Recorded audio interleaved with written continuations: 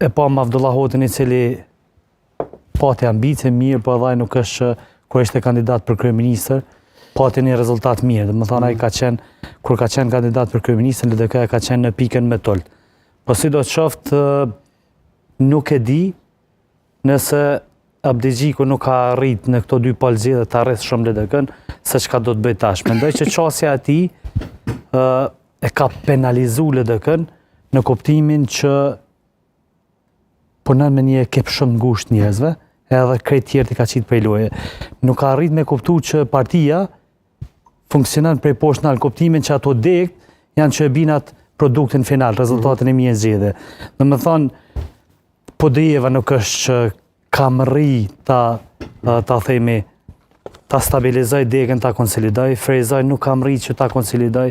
Prezeni nuk kam rri që ta konsolidoj si degë ta rres, Gjakova është inexistente si degë,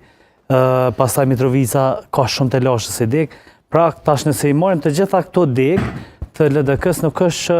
është bë më e mira. Tash është i gjithë faji Lumir Abdi Gjiku, ndoshta nuk është mirë, po ky është kryetar i partisë. Edhe tash nëse i është dhënë edhe një herë besimi, mendoj që Abdi Gjiku duhet seriozisht ta ndrojë qasjen edhe t'i përvillet punë, sepse nuk mjafton atë të dalësh me disa statuse, disa video të mira atje, të veshësh shumë bukur, shumë mirë që veshet bukur, etj, do këtë vetja që tha Matoshi atje, ndoshta shumë më shumë se sa kryetari një partie, po